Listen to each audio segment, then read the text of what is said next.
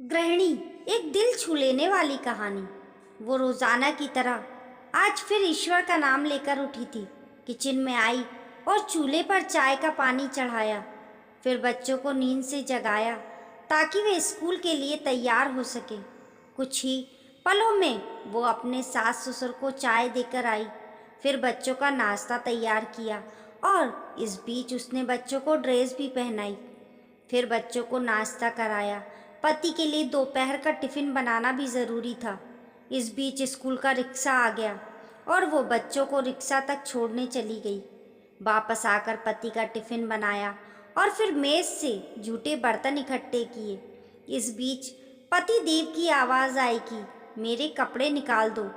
उनको ऑफिस जाने के लिए कपड़े निकाल कर दिए। अभी पति के लिए उनकी पसंद का नाश्ता तैयार करके टेबल पर लगाया था कि छोटी ननद आई और कहने लगी कि भाभी, आज मुझे भी कॉलेज जल्दी जाना है, मेरा भी नाश्ता लगा देना। तभी देवर की भी आवाज़ आई कि भाभी, नाश्ता तैयार हो गया क्या?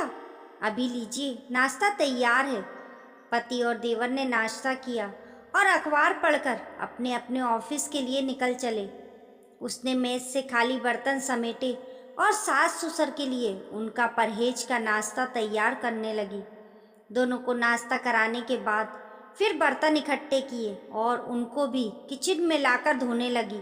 इस बीच सफाई वाली आ गई।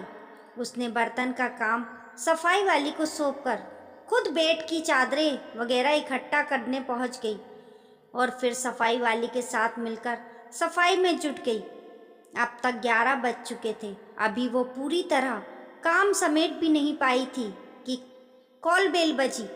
दरवाज़ा खोला तो सामने बड़ी ननंद और उसके पति व उनके बच्चे खड़े थे। उसने खुशी खुशी सभी को आदर के साथ घर में बुलाया और उनसे बातें करते करते उनके आने से हुई खुशी का इजहार करती रही।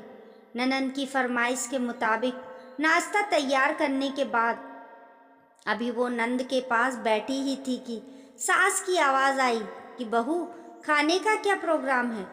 उसने घड़ी पर नज़र डाली तो 12 बज गए थे। उसकी फिक्र बढ़ गई। वो जल्दी से फ्रिज की तरफ लपकी और सब्जी निकाली और फिर से दोपहर के खाने की तैयारी में जुट गई। खाना बनाते बनाते अब दोपहर का तो 2 बज चुके थे। बच्चे स्कूल से आने वाले थे। लो, बच्चे आ गए। उसने जल्दी जल्दी बच्चों की ड्रेस उतारी और उनका मुंह हाथ धुलवाकर उनको खाना खिलाया। इस बीच छोटी नंद भी कॉलेज से आ गई और देवर भी आ चुके थे। उसने सभी के लिए मेज पर खाना लगाया और खुद रोटी बनाने में लग गई। खाना खाकर सब लोग फ्री हुए तो उसने मेज से फिर बर्तन जमा करने शुरू कर दिए। इस वक्त 3 बज रहे थे। अब उसको खुद को भी भूख का एहसास होने लगा था। उसने हॉटपॉट देखा तो उसमें कोई रोटी नहीं बची थी।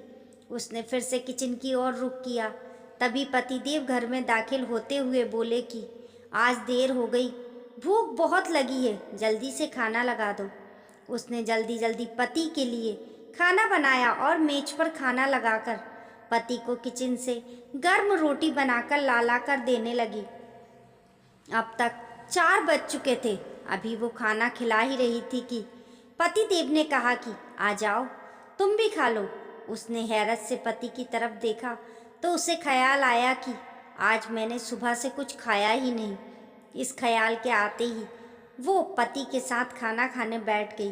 अभी पहला निवाला उसके मुंह में डाला ही था कि आंखों से आंसू निकल आए। पति देव ने उसके आंसू देखे तो फौरन पूछा कि तुम क्यों रो रही हो?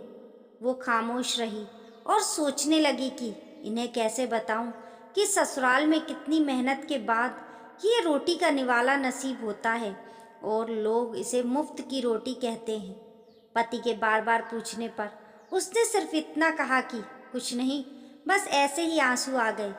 पति मुस्कुराए और बोले कि तुम औरतें भी बड़ी बेवकूफ़ होती हो, बिना वजह रोना शुरू कर देती हो।